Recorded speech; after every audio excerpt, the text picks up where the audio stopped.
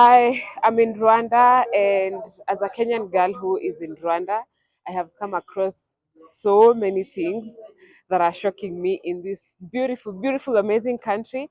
And today, Rwandans, if you're here, I'm just going to tell you things that are a little bit different from what I am used to in my country. So, this is like basically a culture shock of a Kenyan girl in Rwanda. And I'm going to tell you guys the things that I've actually experienced on my short stay in Kigali, Rwanda. So, welcome to today's video. I hope that you get to enjoy today's video. Please subscribe to my channel, share to your friends or friends. Make sure that you leave a comment below and like. But without any further ado, let us get right into the video. One thing that I have actually experienced that is a culture shock for me is how many motor bicycles like this one, these motorcycles that you guys have. I thought in Kenya there were many, but here they are so many. There are so many, like in huge numbers, and I've actually realized that it is a major transportation. Like you guys use it more than you guys use buses. I don't know if that's true or not, but please let me know in the comment section. Okay, besides the motorcycles being many, you guys are so organized. Like the system in which they're using the motorcycles is so organized. Like they're not just everywhere hovering all over and just doing anything and everything.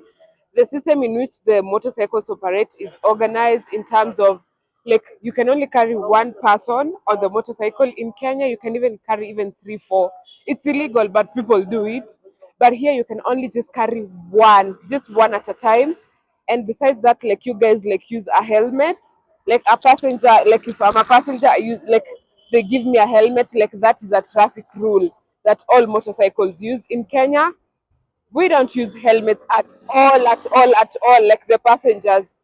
And even the one who's riding the motorcycle, not all of them use like a helmet. But here, the motorcycle, like the motor rider and the passenger must use a helmet, and you have to carry like one passenger at a time. So that is pretty good. Like I love the system. You guys like park on designated places, you ride a certain way. Hey, in Kenya, it is the opposite. It is the opposite of everything. They park anywhere. They don't use like helmets. You can carry like even two, three passengers. Another thing that has shocked me as a Kenyan here is that even like within neighborhoods, like right now I'm in a place called Nyamirambo. Nyamirambo is like a neighborhood where people stay like literally inside the estates. But you guys, your roads are still well tarmacked, guys, as you can see. And apart from me, like they're not even bumps, like maybe the tarmac is spoiled or what. And apart from it being tarmacked, like it is clean and it is organized, guys. You can even tell, like, as much as like they have so many motorcycles from us, they have a system, and it is not like rowdy and they're just parking anywhere and everywhere, carrying everyone and anyone. So that is definitely a good thing. Like even within where people stay, like inside the estates, it's tarmac. That is a rare thing in Kenya. Yeah. So one thing that I've actually realized about Rwanda, and it is very interesting to me, is that there is actually little to no phone snatching here in Rwanda. I have not had anyone tell me, oh, be careful, be safe, oh, do this, oh, be cautious. And like in a country that I was in, like everyone was just warning me. That is not something that I've experienced here in Rwanda. And I was actually with Cynthia, and she told me there is very few like phone snatching, apart maybe from the bus park areas, like where it is very crowded, like from the bus areas, like, yeah, from the bus park areas, there is little to phone snatching. Now, if you're around and you're watching this, I want you to know that phone snatching in Kenya is a booming business. Hey, it is a booming business. So coming here and actually feeling very safe that I can use my phone anywhere and everywhere, that does not mean that I will not be cautious. Of course, I have to be cautious. Even if it's the safest place, I have to be cautious. But the fact that that is not a thing in Rwanda, I want to know why is it in so many African countries, phone snatching, not just Kenya, even Uganda, like, hey, phone snatching is like a serious business, guys. So let me know. Tell me, because that is pretty impressive, guys. So guys, another culture shock I have experienced is how friendly Rwandanese people are. They are very friendly. It is shocking that each and every time I go to a different country, I'm like, wow, people in this country are very friendly. Guys, I have met Fred, and Fred is such a friendly person. And guys, you guys are very, very friendly. I've actually not met any Rwandanese person who has like talked to me in a bad way or what. So that is such a good thing about Rwanda. And as I was telling you guys, do you see how like we are literally in the middle of the estates? But guys, like this is where like people live and stuff, but you guys, it is clean, it is organized. They are even trying to ensure that even within the estates, like they have the trees, we call it like the green zone, like they have like, it is aesthetically pleasing. And something else that I've also, like, it is a culture shock for me here in Rwanda. I am saying that because maybe these things we don't do them in Kenya. Guys, people here follow traffic rules to the letter, like to the dots. Like if there is a what, a zebra crossing, you have to cross across, like you have to cross crossing. They are so disciplined. And if a car is seeing you and like there's a zebra crossing, they will stand, not they will stand, they will stop for like you to cross. This bus is an electric bus. Yes, it's an electric bus. Of passengers. Yes. And it looks so nice. But something else I've noted about like the electric buses, guys, like they park so many people, like even to the door. I'm like, hey, like so many people on the electric buses. But anyways, guys, as I was saying, they follow traffic rules to the latter. That is such a good thing. So that is really, really amazing. Yes, I know Anne can see me. Another culture shock that I have experienced is actually here in Rwanda. We have places where they are called car-free zones. I have not seen that in my country, have I? I have not seen that in my country. So I have seen different places here, not just like where I am here in Nyamirambo, there's a place where like there's a car-free zone. And I've also seen like there's a car-free zone also in town. And it is so, I think it is soothing. I don't know if it is soothing because it keeps you away from all the noise and the shooting and the hooting of cars and motorcycles. So these are places like where you just come and sit and chill. Because the first time I was in the car free zone in Kigali, I didn't know like I was in the car free zone. So I was wondering, where are there so many people who are just sitting and it's like they are so relaxed, like they were so relaxed. I was like, why are there so many people here and I don't see any cars moving, like they're not using this route. So later I came to know that it is a car free zone. I never knew that. So it gives you a very relaxing vibe, and it is just amazing. And the beauty of these car free zones is that not only are they just car free zones, like they've provided you very nice places for you to sit and chill. And besides that, we also have like the green zones and the green space.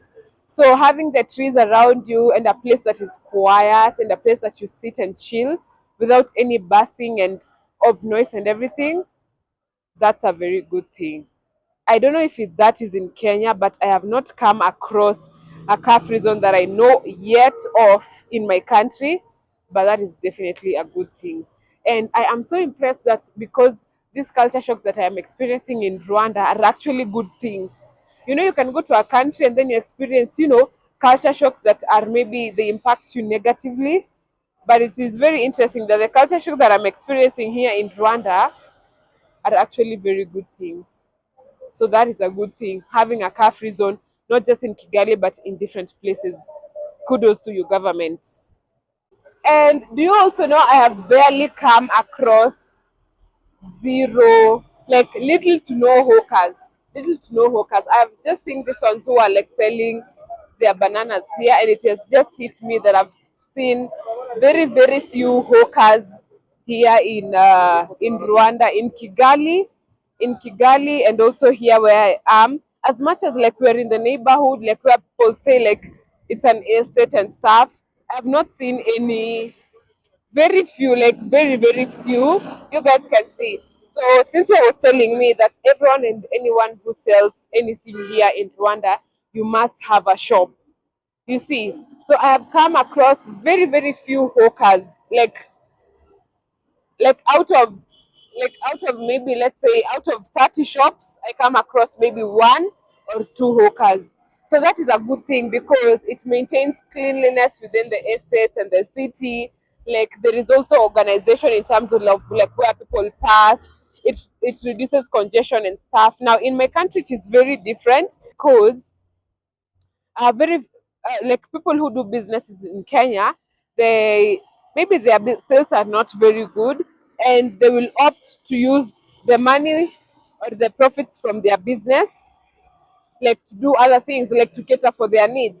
So instead of like renting a shop and using again the money that they're getting to pay rent for the shop, they'd rather use the money that they're getting to cater for their needs. That is why in my country we have so many hawkers, because the money they get, they'd rather use it on them than pay rent for a shop. I don't know if you are getting it. And because of that, we have, a lot of congestion, in town, in estates. But it is what it is. That is what makes every country different. But guys, yeah, that is another culture shock. Guys, you can see like the way the city is clean. The city is like it is so organized, like little to no hawkers, guys. That is such a good thing.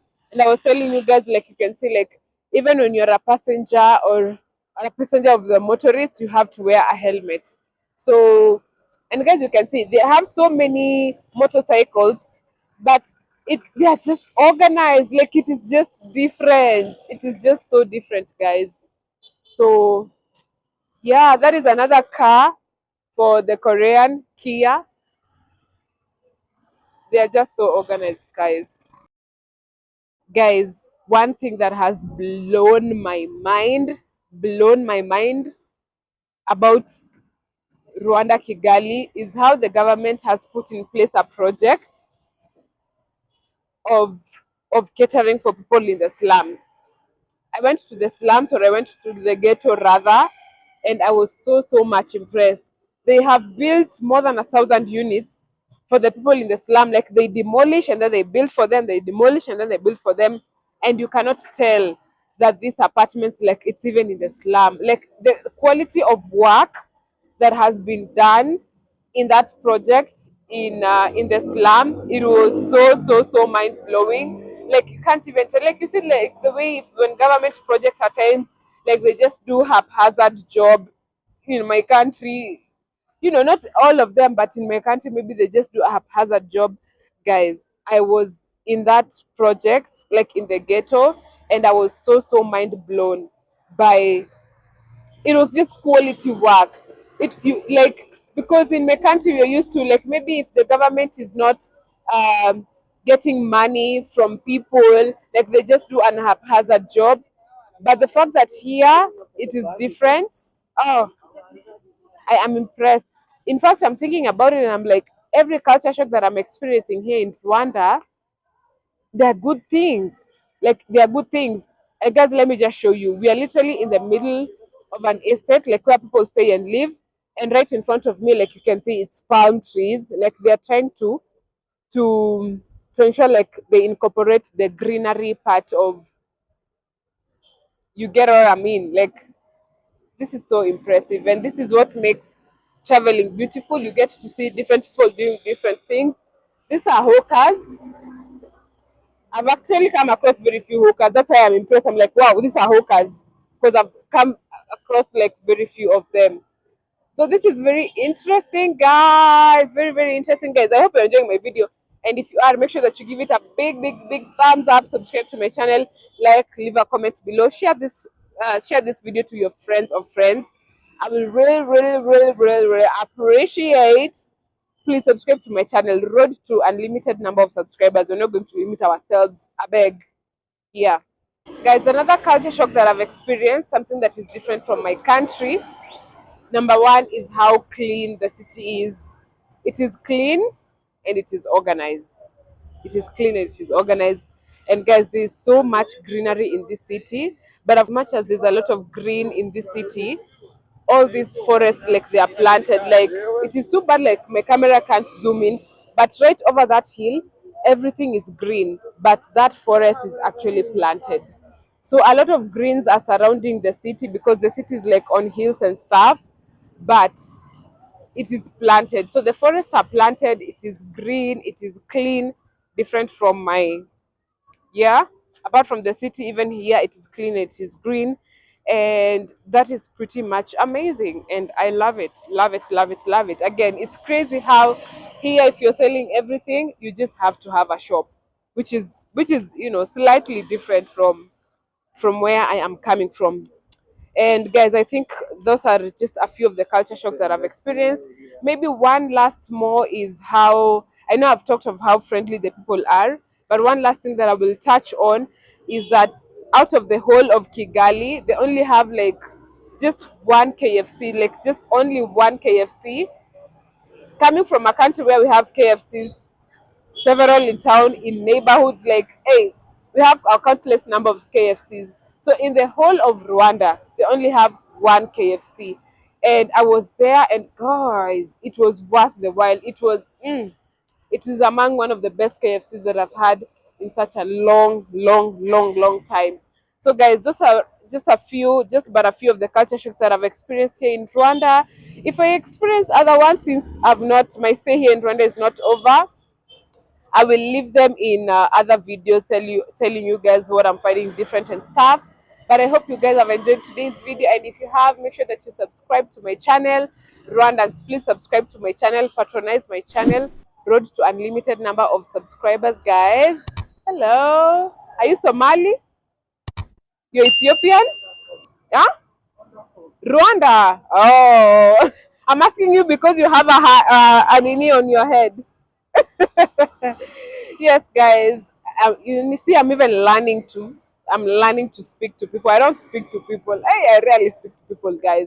So I hope guys you have enjoyed this video, and if you have, give it a big thumbs up. Subscribe to my channel, and I don't want you to just subscribe, guys. If you subscribe and you don't watch, then you're not doing a service to my channel. So subscribe, watch my videos, click on the notification bell so that anytime I post, you're the first people to be notified.